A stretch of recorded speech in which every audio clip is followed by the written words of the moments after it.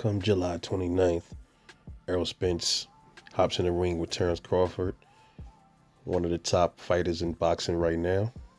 This will be his hardest test.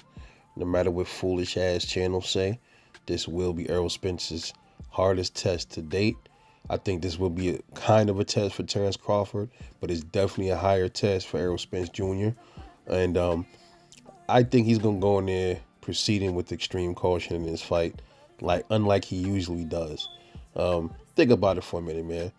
If you about to fight somebody and it just like that this person is dangerous or he's known for getting all these knockouts, you're not gonna go in there. You're gonna probably try to change your plan up a little bit, and you're gonna be a little cautious because you're not gonna want to get hit by that shit. It's got to be a reason why this guy is knocking everybody out at welterweight. So I'm not gonna just go in there and just think I'm a steamroll this dude unless that's what the plan is. And this is he's on a suicide mission. He's becoming a crash dummy. Then I could see him doing that. But otherwise, man, I see him going in that ring, not doing what the normal Errol Spence normally does. You're going to see him probably try to pull a Mikey Garcia kind of fight, thinking that he has a higher punch volume, so he probably can outbox Terence Crawford to the win. And then you'll see him probably later on in the fight, kind of the same thing he did to Mikey. He gonna probably he gonna plant his feet a little bit more towards the end of the fight. The problem is, by that time, Terence Crawford already have him figured out. And then that's when Bud is gonna probably move in on him.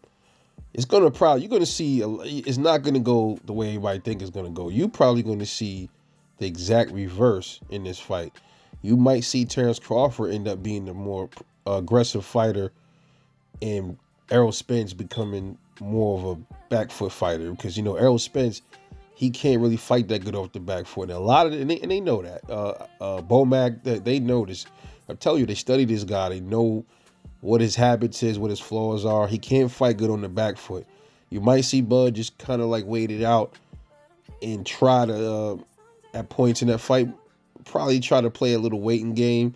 See if Errol's going to do that pressure stuff. He's going to hit Errol with something. Errol going to probably try to take it back outside. And then that's when I think Bud's going to play off on his own game. And he going to probably, like Errol said, he like to do, right? Beat people at their own game. I think it's going to be just like that with Terence Crawford.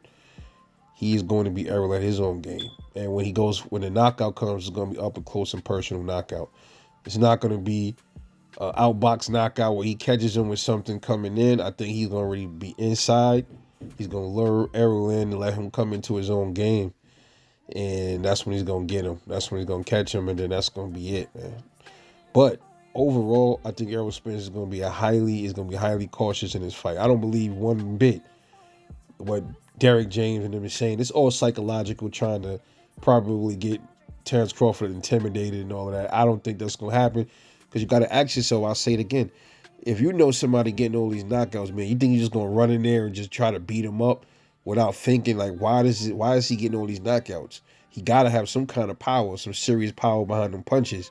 So, going by what, let's go by Gervonta Davis logic. People, Devin Shakur don't have the power to keep him off, right? Well, same applies. Terence Crawford has the power to keep Errol Spence off him. And they know that. They know it. Believe me. So you will see Errol Spence proceed with extreme caution in this fight, because if he doesn't, and he decides to go in there and think this is going to be like Sean Porter, he's going to touch him up like he was doing Danny Garcia, like he was doing Mikey Garcia, like he did Kell Brook, it's going to end bad for him. And I unfortunately, I think that's what's going to happen later on in the fight. Errol's going to do good till he ain't doing good no more. Errol's is going to show good account of himself. I'd be highly surprised if Bud surprises me and gets him out way earlier than I predicted. And then if he does do that, man, that says a hell of a lot about Terence Crawford. But I think Errol Spence is he's not going to go in there and try to steamroll Crawford unless he thinks Crawford is tired. Like, unless Crawford lures him into a trap to make him believe he can come on in. Like I'm telling y'all, to reel him in, when they pay attention to that word. When Bud kept saying he's going to reel him in, he's going to reel him in, like to reel that big fish in. Reeling him in means Bud leaning up against the rope, playing possum, getting Errol over to play his game. And then that's when Terence Crawford's going to get him. That's what's going to happen. But to all you Spence fans, man, y'all keep on thinking that he going to run up in there. Because I mean, if I'm fighting somebody, if I'm in a street fight, I know this guy been putting dudes on their ass. I'm not running up in there, just going in there just to try to dog walk this dude without paying attention. And if he does how's he going to dog walk Crawford without slipping up at some point? He's going to slip up. He's not going to just dog walk him without having some kind of errors behind that dog walk. It's not going to just be like, oh, as soon as the bell rings, he's going to run in there, start wilding out on Terence Crawford. That's not going to happen, man. If you want to talk about starting slow, as you might see Errol start slow in this fight. But I digress. We shall see.